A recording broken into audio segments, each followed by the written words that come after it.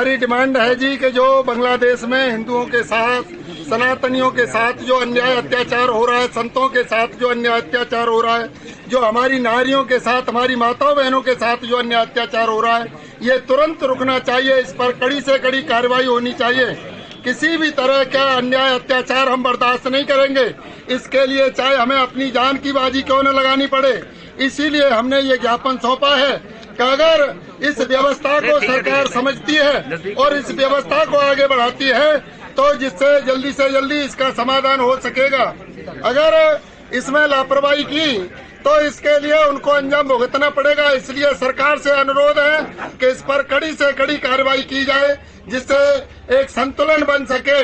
नहीं तो फिर जिस तरह से अन्याय अत्याचारी हमारे ऊपर आघात कर रहे हैं, अन्याय अत्याचार कर रहे हैं, हमें भी अपनी रक्षा सुरक्षा के लिए उसी तरह से उनके साथ में व्यवहार करना पड़ेगा और इससे सामाजिक संतुलन बिगड़ेगा। हम नहीं चाहते ये व्यवस्था बिगड़े।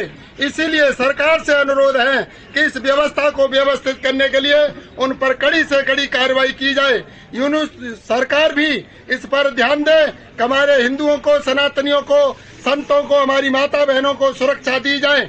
जिस तरह से ये समाज में जो विकृति फैल रही है, ये विकृति बंद हो और समाज जो है एक शांति का वातावरण स्थापित हो सके, इसके लिए हमने एसडीएम महोदय को ये ज्ञापन सौंपा है। बांग्लादेश में स्थिति है, इस तरह से कई प्रांतों में, भारत में भी ये स्थिति हो रही है। समाज में हम देख रहे हैं कि बहुत जगहों पर हम इतवार को छुट्टी नहीं होती, बिहार आदि के क्षेत्रों में शुक्रवार को छुट्टी हो रही है।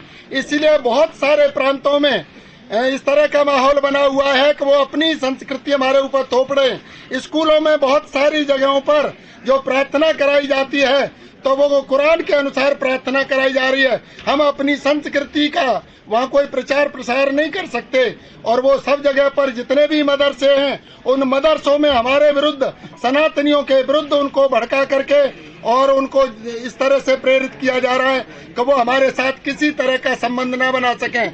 ये सारे के सारी विकृतियां समाज में फैल रही हैं, जिससे प्रेम प्यार का जो वातावरण है वो नष्ट होता जा रहा है। समाज अशांति से बढ़ता जा रहा है। इसी तरह से अशांति बढ़ती रही तो समाज ज्यादा दिन तक शांत नहीं रह पाएगा। इसीलिए ये सरकार से अनुरोध है कि इन सारी विकृतियों को दूर करके शांति का वातावरण स्थापित करें।